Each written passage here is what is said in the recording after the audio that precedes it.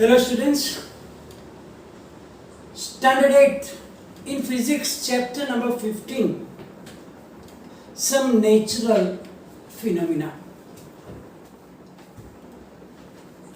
in which we talked about the lightning. Lightning is a spark on a huge amount.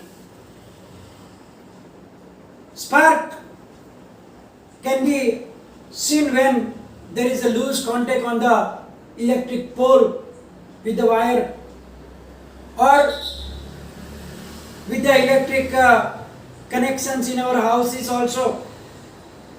When we change the woolen clothes in the dark room, then you will observe that sparkles also. But when it is on the huge scale, when the charges accumulates in the cloud, we see the lightning. Now, we saw that we can charge the objects by rubbing them with some other materials. For example, we saw that in ancient Greek, they were rubbing the ember with the fur, then that ember is acquiring the strength to attract the very light things like hair. Similarly, we talked about other activities like when we rub the plastic comb or the scale with the dry hair, it also attracts the small piece of papers. So when we rub two materials, then they are getting charged. So when they are charged, they are acquiring the static charge or static electrical charges.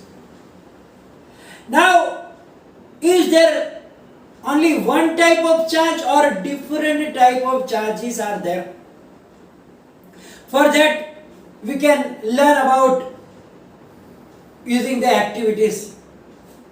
What we have to do is that take balloons, inflate two balloons and hang them in such a way that they do not touch each other. Rub both the balloons with a woolen cloth. So when we rub the balloons with a woolen cloth, the balloons will get charged. And then when we bring them together, then what happens that you have to notice. You will notice that when the both charged balloons come close to each other, they repel each other. It means that they will go far from each other. Similarly, you can take two refills and rub both with polythene and then bring them close to each other. And then you will see that here also they will repel each other. Be careful that the charge refill do not touch your body. Otherwise, that charge will transfer into your body and your experiment will fail. So be careful that that charged refill don't touch with your hand, touch with an object which is bad conductor. So in this situation, in both the situation, you will see that they are getting repel each other, means they are not coming together but they are going far from each other. But if you bring the charged balloon near the charged refill, then you will observe that they will come nearer to each other means they will attract each other. It means that there must be two different type of charges are there. So generally the charges are of two types. There's electric charges or the static charges that produced by rubbing. They are of two types, and that are positive charge and negative charge. They are positive charge and a negative charge. So generally we saw that the charge acquired by a glass rod when it is rubbed with silk as positive.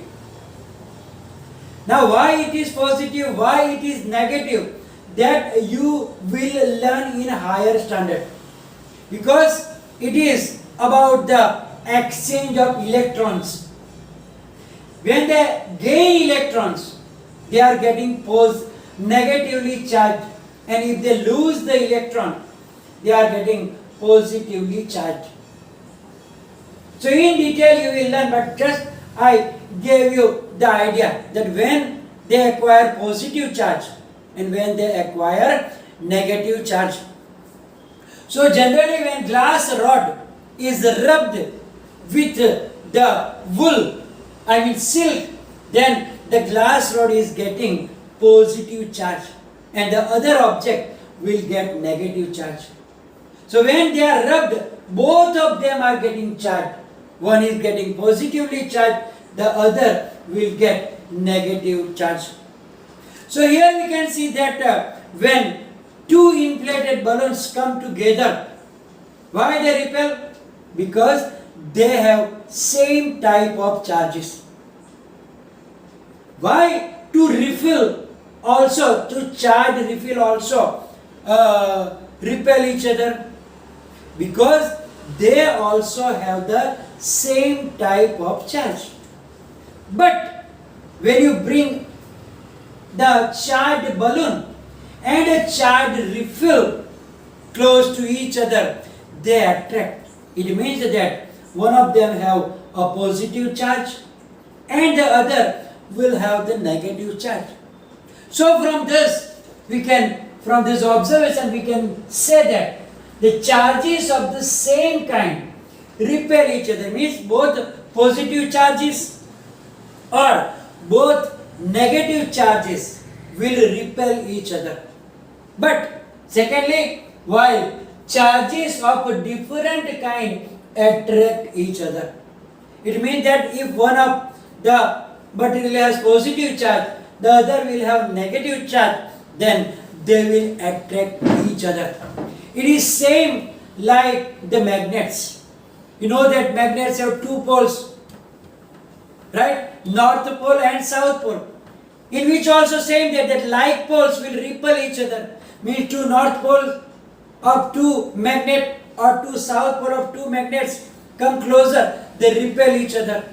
But if north pole of one magnet is bring close near to the south pole of the other, then they will attract. Similarly here also, two positive charge or two negative charge, when come close, they repel each other. But when a positive and a negative charge particle come close, they will attract each other.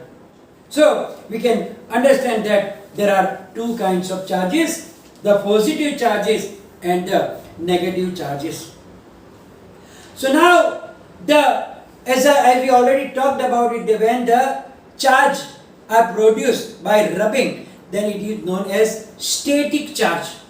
That it is known as static charge, and they do not move by themselves. It means that they are steady at their position where they are produced. So they cannot get transferred by themselves, and therefore they are known as static charge. So the different type of charges are there, and as I told you that they are generated by rubbing are static, means they do not move by themselves. But when they move, anyhow if we make them moving, then we produce the electric current. Their charge, when they move, they constitute an electric current. So when electric current is passing in our conducting wires, then those charges are getting moved. They are moving from one place to another place. Then they are known as electric current. But when we produce this charge by rubbing, they cannot move by themselves. So they are known as the static charge. Now the current, when it is flowing, then only it produces the bulb to make glow. The bulb will produce light. Only when the charge are moving, means when electric current is passing through the bulb, it will make glow. But only the static charge will not be able to do it. Now we have to learn about the electroscope. What is electroscope? Electroscope is used to check whether the given material is charged or not.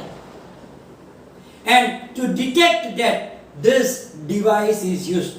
The name of the device is electroscope. So you can make the electroscope on your own also, and without any expenses.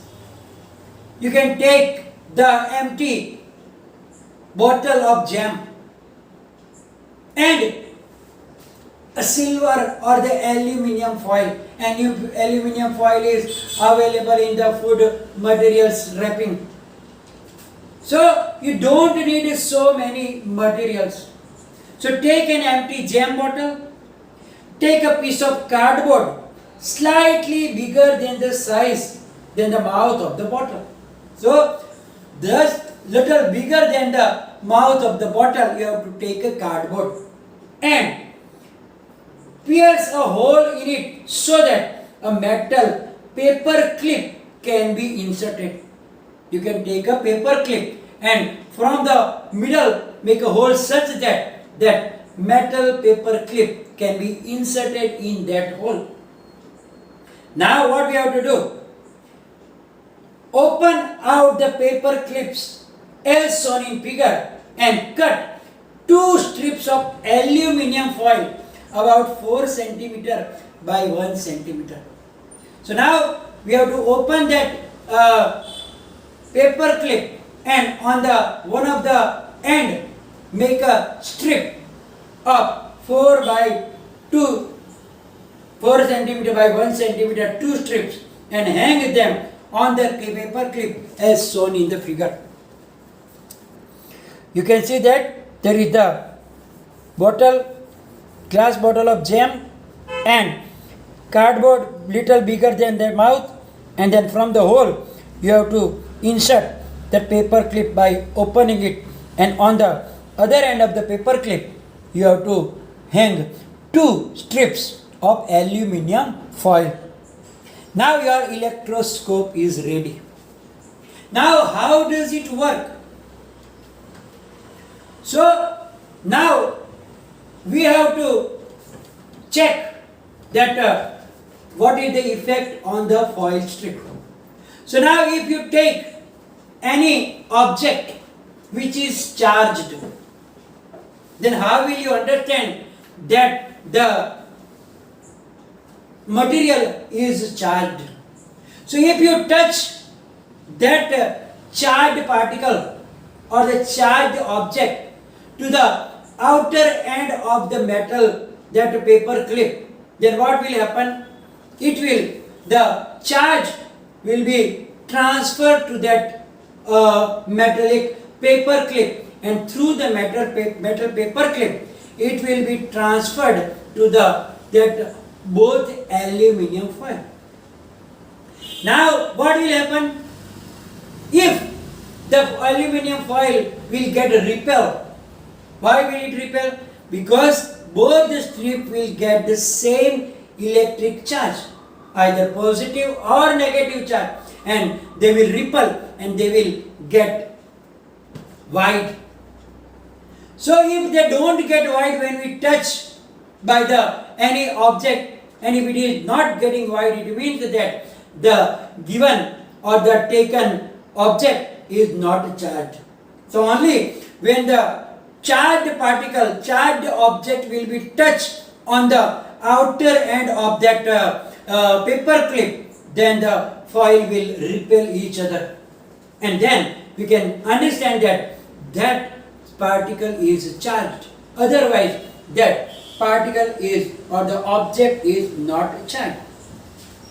So that device is known as electroscope, readily available in the market are also there, but we can make without any expenses also by only a jam bottle, empty jam bottle, a piece of cardboard just little bigger than the mouth of the bottle, a paper clip, and 2 strips of aluminium foil.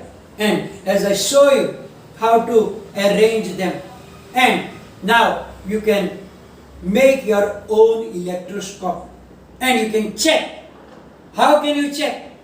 Then what you have to do? You have to rub any other materials, like we already talked about it, the glass rod with the silk or the other thing like that, and then you touch that charged object on the outer end of that paper clip, and then you will see that the charge will be transferred into the metallic clip, and that metal paper clip will transfer that into the foil strips, and then they will repel each other. So by this you can use the electroscope, and electric charge can be transferred, as we saw, that by the any conducting material. So your paper clip is the conducting material. So when we touch that charged particle with the paper clip, we can transfer that charge from that charged particle through the metallic clip, and that metallic clip will transfer that in that aluminium foil, and so the transfer of the electric charge is also possible. Now when the charged particle is touched, then it is getting discharged because it is giving its charge to that metal clip. So that is getting discharged. So when it loses its charge, then it is known as it is discharged. And if it is getting the charge, then it is known as charged. So now the process of transferring the charge from a charged object to the earth is called earthing. You know that earthing of the wiring is done in every houses. So what happens? The charge is transferred to the earth by digging the hole and put that wire with a plate in the earth, so that we can prevent our houses from the overflow of the electric current, and we can prevent us from getting shocked by these electrical appliances. So that is known as the earthing. Now here we are going to finish the session. Will be followed by PDF. In the next session, we will learn in detail the story of the lightning, that how that lightning in the sky takes place in the monsoon season. Any problem? Write down in the comment section. Thank you very much.